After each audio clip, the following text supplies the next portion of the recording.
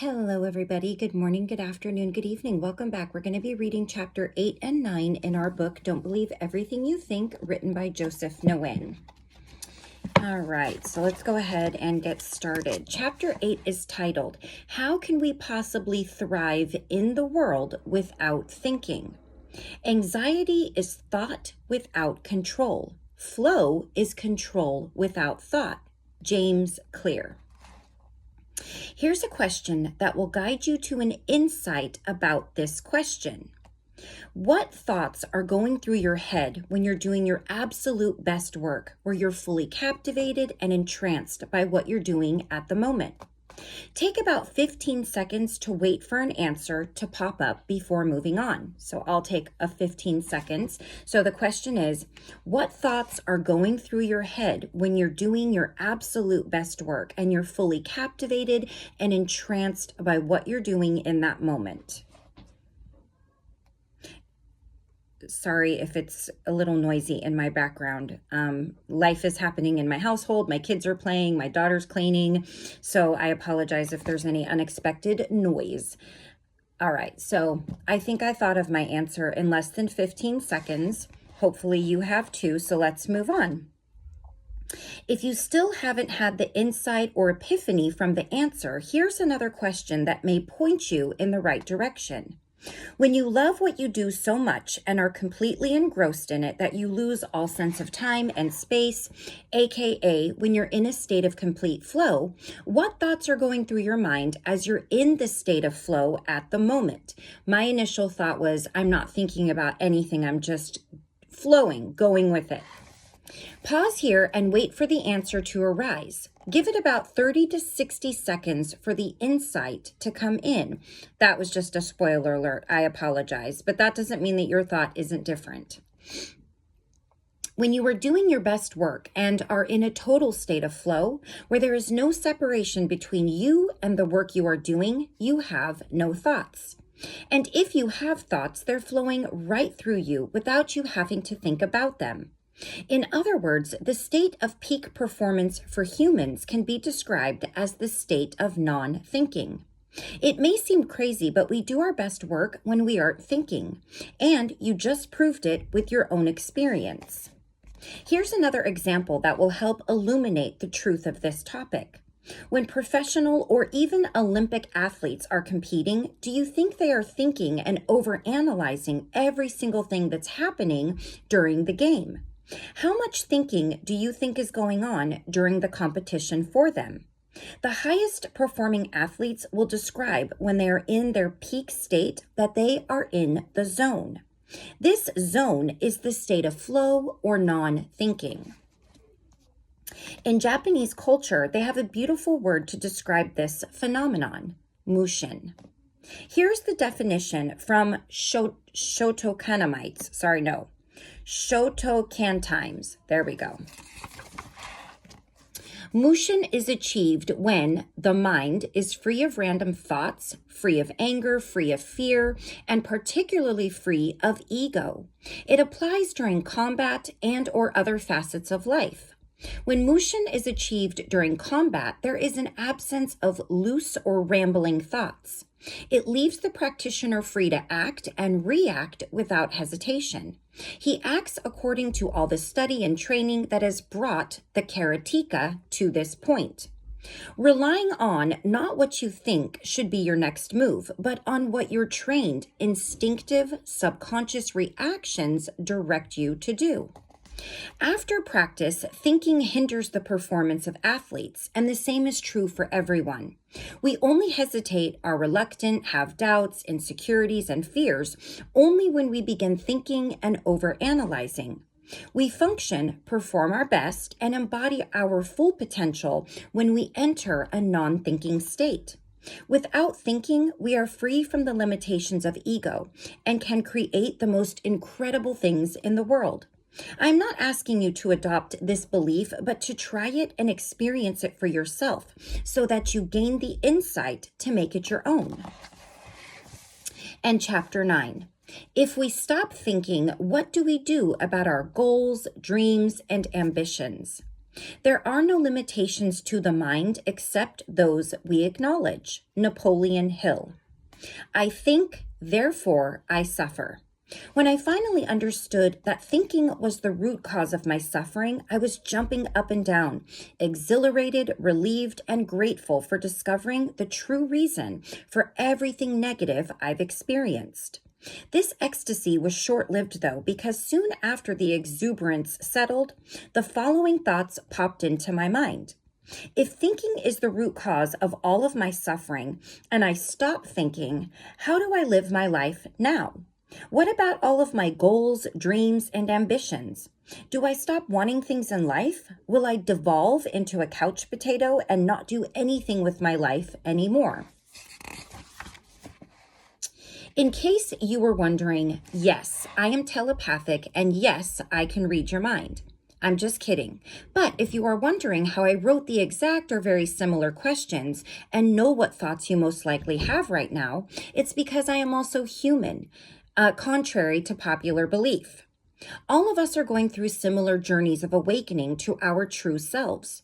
So rest assured that many people are having the same thoughts you are having right now as you come to see your true magnificence. Now, back to what we do about our goals, dreams, and ambitions if we stop thinking. As I pondered these questions, an incredible amount of fear and anxiety began to surface because I thought that I would have to give all of it up and become a monk in the middle of the mountains. And I was not ready to do that. As much as I wish I were that enlightened and detached from my life, I genuinely enjoyed being in the world, experiencing the fullness of life with other people, even if a large portion of my life was filled with suffering. Here's what I've discovered about what to do with our goals and dreams with this new understanding. As we've mentioned in previous chapters, there's a difference between thoughts versus thinking. The source of thoughts and the source of thinking are different, and the source is what will dictate whether it causes suffering or not. Similarly, where our goals and dreams come from will determine whether we feel great about pursuing them. Like everything in this world, there is nothing inherently good or bad. Only our thinking makes it so. Goals, dreams, and ambitions are not good or bad, so it's not an either-or situation, but more about where those goals come from. There are two sources of goals. Goals created out of inspiration and goals created out of desperation. When goals are created out of desperation, we feel an immense sense of scarcity and urgency. It feels heavy, like a burden. We may even feel daunted by the colossal task we've just committed ourselves to. Imposter syndrome and self-doubt begin to manifest, and we always feel like we never have enough time for anything. We go about our lives frantically, desperately searching for answers and ways to accomplish our goals faster, always looking externally, never feeling enough, or that we can never get enough. Worst of all, if we achieve our goals within a few hours or days afterward, all those feelings of lack begin to resurface, almost like a letdown. Sometimes when you're looking forward to something really big in your life and it happens, or it's almost there and then it's over, you have that letdown. I remember many years ago, I've been married for almost 10 years now. I actually had like this really sad period after our wedding because I spent maybe almost 2 years planning this wonderful, beautiful day for myself and my husband and our family. And it was over just like that. And it was like, okay, now what? And then I had the honeymoon to look forward to, which was a few weeks out. And then it was like, okay, now what? That is a horrible pattern to get into. Only just planning your life, looking forward to what's going to happen rather than appreciating where you're at the moment. That's something I think we all do. It's really, really ingrained in us, and we have to move out of that. All right. Now I lost my place. I really lost my place. Okay, we start not feeling content with what we have done, unable to savor our accomplishments, and because what we did never feels like it's enough, we feel that same way about ourselves. Not knowing what else to do, we look around for guidance externally to see what others are doing and see they're continuing to do the same thing. Thus, we proceed to set another goal out of desperation in an attempt to escape all of the negative feelings gnawing away at our souls. When we dig a little deeper into these types of goals we set, there are typically means goals and not end goals. So a means to an end, that's what he means. Means goals and not end goals. In other words, the goals we set in this desperation are all a means to an end. There's always a reason we want to accomplish the goal, and it's always for something else. For example, we want to create a multi-million-dollar business because we want financial freedom or to quit our jobs to escape the stress and anxiety that comes from it. We feel like we have to do these things instead of want to. Goals created from desperation are typically realistic and created from analyzing our past and what we think to be plausible at the moment. It feels very confining and limiting. Although these goals and dreams may excite us in the moment, as soon as we begin to try to create them, we feel a lack and are desperate to bring the dream to life. Paradoxically, if we achieve a goal created out of desperation, we end up feeling even more empty than before. The next logical thing we tend to do is to set an even bigger goal out of even greater desperation to hopefully make us feel whole again. Wow. I am really enjoying this book. I don't know about you guys, but this is like every human being. This is not typical of a book that I usually read, but it is hitting right on the spot for the way our minds think as human beings on this planet. All right. This is how most of us set our goals and live our lives. I'm also not saying this to criticize or judge at all, but to reveal the reality of it. The only reason I could describe it in excruciating detail was because that was my life. I'm so sorry. Here's the good news. It's not your fault. You set goals that way. It's not your fault you set goals the way that you are, and there's a way out. It's through creating goals and dreams out of inspiration instead of desperation. Okay, I had to just go out and tell my son to just please keep it down a little bit. I forgot to tell him that I was going to be filming, so my fault, but we'll see if that sticks, if I have to pause the video again. Okay. When we create goals out of inspiration versus desperation, it is an entirely different story. In this state, we are creating because we feel deeply moved, inspired, and expansive. It feels like a calling rather than an obligation. It is like a powerful force of life is coming from within us, wanting to be expressed through us to be manifested into the physical world. This is why painters paint, dancers dance, writers write, and singers sing, even if they never get paid or make a living from it. We feel pulled by a force to create something. We gravitate towards it. We feel compelled to do it. When we feel like this, we create from a place of abundance instead of lack. That really is truly the meaning of abundance. When people think abundance, they automatically think money and material items. But this is the true meaning in the spiritual term, if we're looking at it like that. And it seems like at the moment we are, that is the true meaning of abundance. And I also think, sorry, my hair is bothering me right there. I also think that's where people block themselves when they get writer's block or they just can't put a vision onto a canvas. They're using their thinking too much. They're like, I have to do this. I have a deadline. I have these expectations that I have to meet. And as soon as those flags go up, it's like the block goes up as well. And then as soon as they let go, they're able to really just let the creativity flow, let the words flow, let the colors flow, let their vision come out. And it's such a beautiful thing. Most surprising is that in this state, we are creating not for any reason other than simply wanting to. We don't create because we feel like we have to. We create because we want to, and there's no other reason. We aren't creating these goals so that we can do something else or use it as a means to get something else we want. This type of creation comes from a place of wholeness and abundance. It's an overflowing of love and joy for life. This is the reason why most of us want or have kids.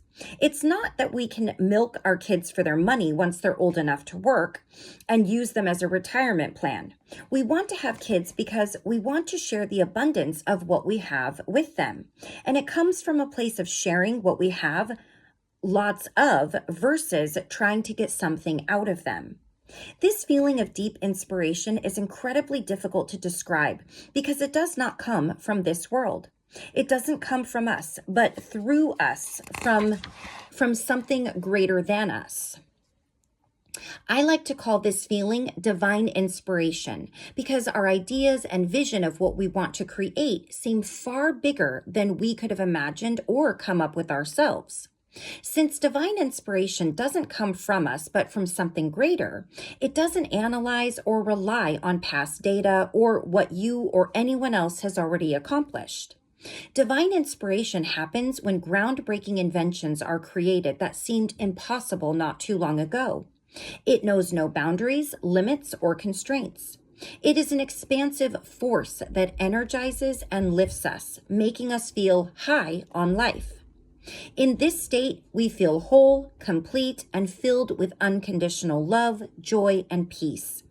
We don't analyze, compare, criticize, judge, or rationalize anything, but instead we truly live, love, share, give, create, grow, and nourish. It is one of the greatest feelings we can experience, and it is truly a gift that we can experience the divine as humans. And it's because we are from the same source. Everyone has experienced this deep feeling and desire to create something marvelous in the world out of pure inspiration and not desperation. Before moving on to the next paragraph, I encourage you to test this theory.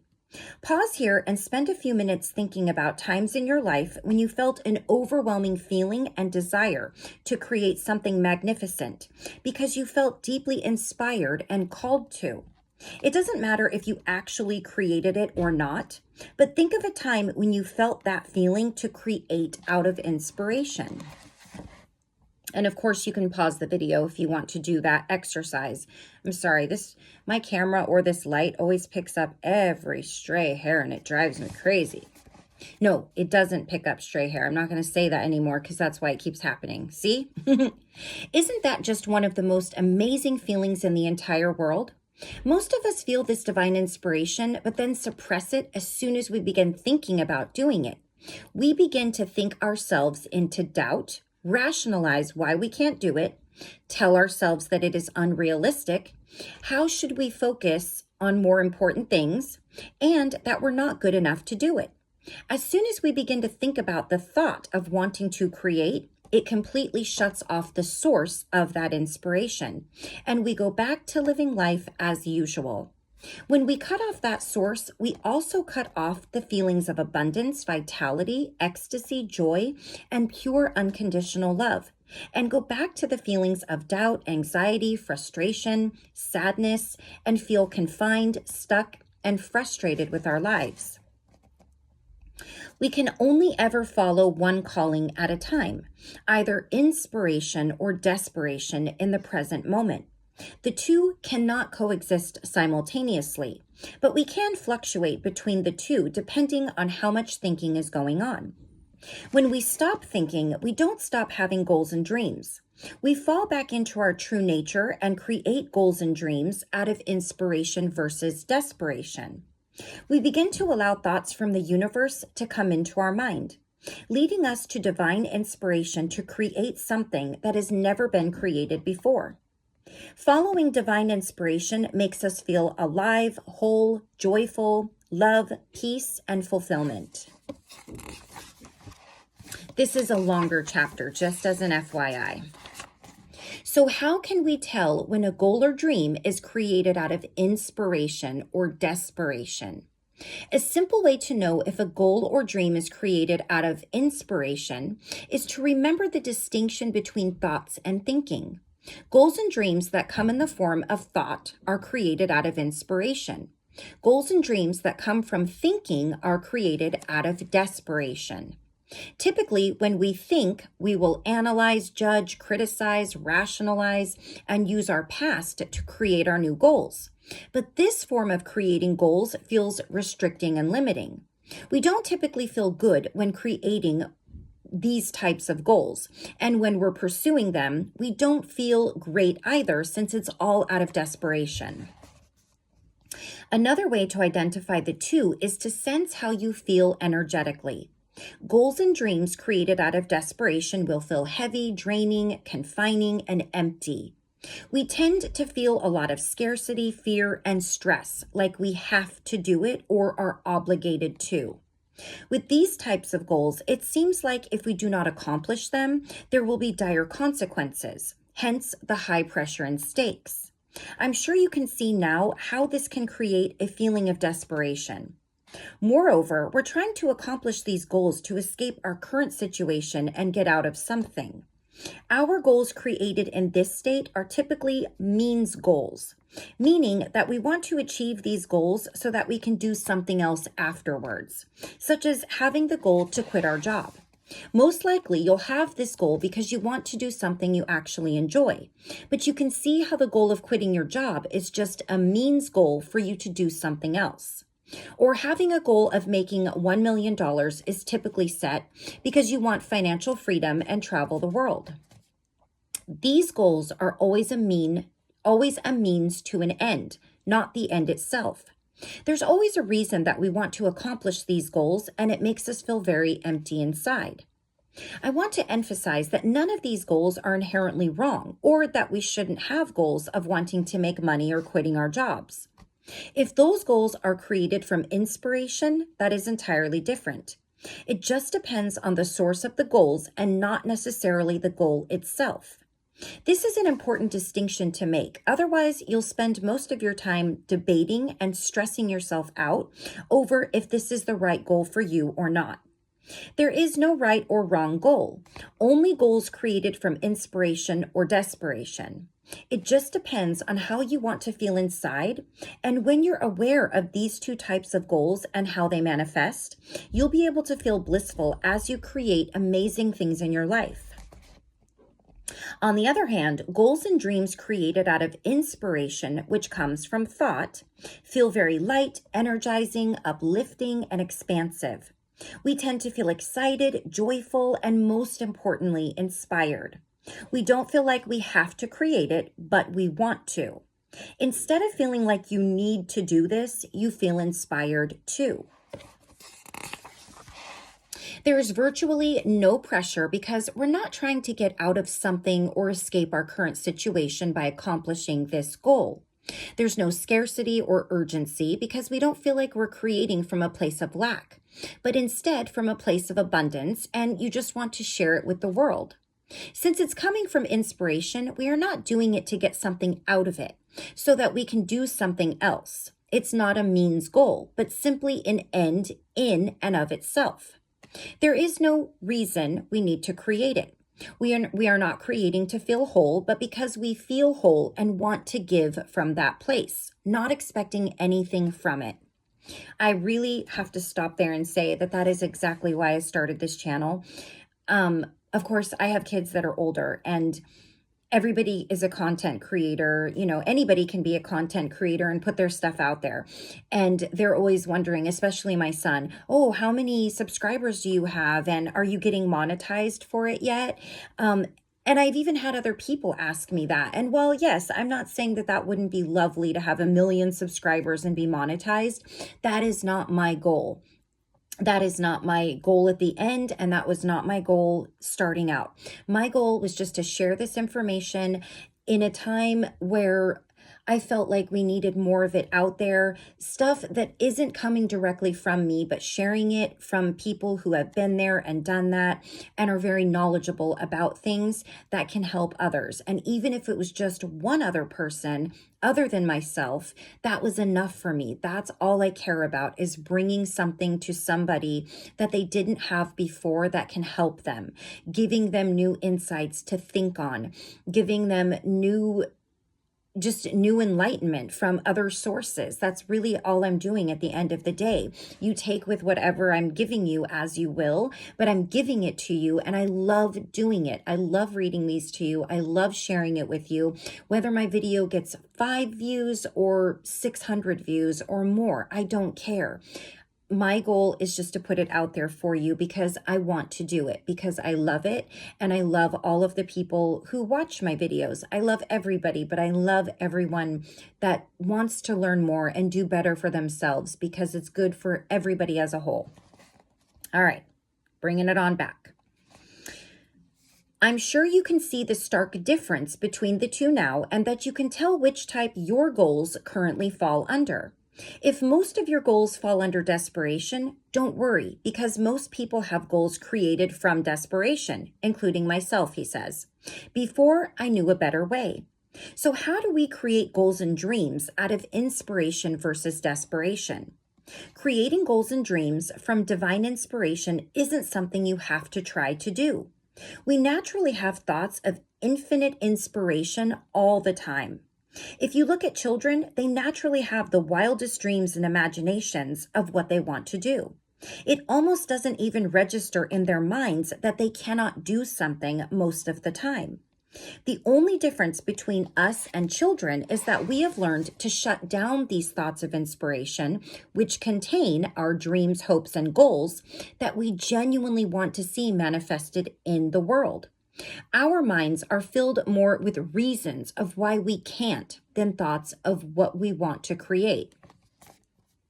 We innately have an infinite flow of inspiration that comes through us, but we block that flow as soon as we begin thinking about our thoughts, which causes self-doubt, sabotage, and anxiety. Think of the flow of inspiration to create like a river. The river always flows until man puts something there to block it, like a dam. Then, when the dam is there, we ask, why are there so many fish dying, animals disappearing, and forests dwindling, when all we need to do is return the river to its natural state, and everything will be working perfectly fine, the way nature intended to. This is the same of our minds and our goals.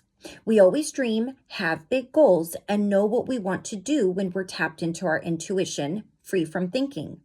If we do not think about our thoughts, any thoughts about dreams, goals, and desires that naturally arise are all from the divine. And that is how you create goals out of inspiration versus desperation. A question that significantly helps me to settle the thinking and tap into the limitless well of possibilities of what I could create is, if I had infinite money, already traveled the world, had no fear, and didn't receive any recognition for what I do, what would I do or create? Whenever we ask questions, answers always arise. It is impossible for our brains to hear a question and not come up with a response. So when you ask yourself this question, whatever begins to come up for you without any manual thinking will be from the divine and inspiration versus desperation. So if you want to ask yourself that question later, here it is again. If I had infinite money, already traveled the world, had no fear, and didn't receive any recognition for what I do, what would I do to create? There you go. I'm going to think on that as well. The way the question is worded is critical because it removes most of the thinking, fear, criticism, and external reasons why you would want to do something. So it focuses your answer on what you genuinely want to create. Usually it's for no reason other than you just wanting to create it because it's fun, without any influences from the material world. Try asking the question and seeing what comes up for you. You'll be surprised at what surfaces, but don't get caught up with your thinking when your true dreams begin to be revealed to you. To a mind without the limits of thinking, anything is possible. All right. That was a longer one. And in the next video, of course, we'll read chapter 10 and 11, Unconditional Love and Creation. which isn't too terribly long, and what do you do next after experiencing peace, joy, love, and fulfillment in the present? And yeah, neither one of those is too long, so this will probably be our longest video.